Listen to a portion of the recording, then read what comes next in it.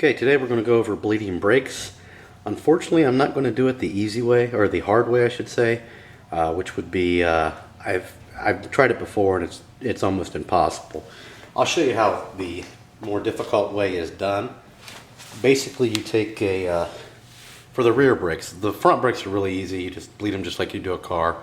You fill up the reservoir, put a tube on, crack open the nipple and just, pump, pump, pump, pump, But the way for the rears, one way to do it is to get a syringe, fill it up with oil, fill up the reservoir or the master cylinder, reverse filling it, basically fill it up through your bleeder valve to the master cylinder.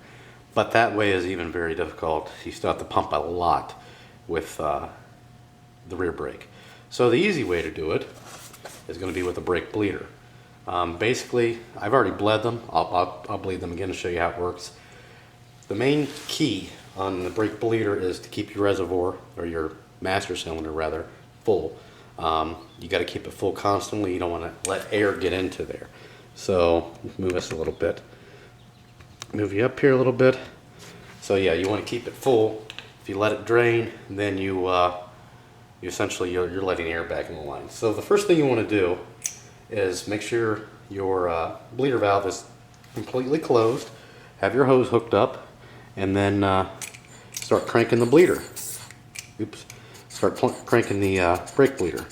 And you want to do it about, I don't know, I usually like to get it to about 20 or 25 or so. Just pump it maybe 10 times or so, and you just got it pumped, and then you simply crack the bleeder and you'll see the brake fluid come out. And let it go down to about 5 or so. And that's good. Tighten it back up. And then if you'll notice, I didn't show you this before, but you can see I've almost completely drained the master cylinder. So before you go any further, you don't want to get air in there.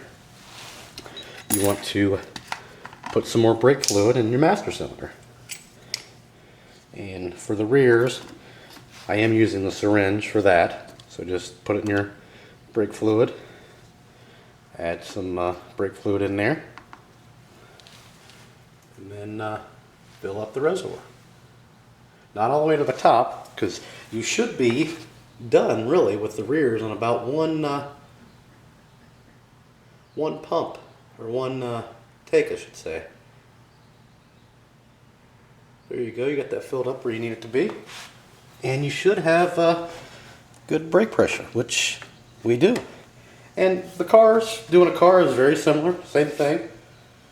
Except obviously you've got a lot more fluid to run through the system. But that's about it. That's how you use a brake bleeder. I've seen a lot of guys, they'll open up the valve, they'll open up the bleeder valve, and they'll just they won't have any, they'll have it open and they'll start pumping with it open. You're just going to suck in air that way. It's not going to work.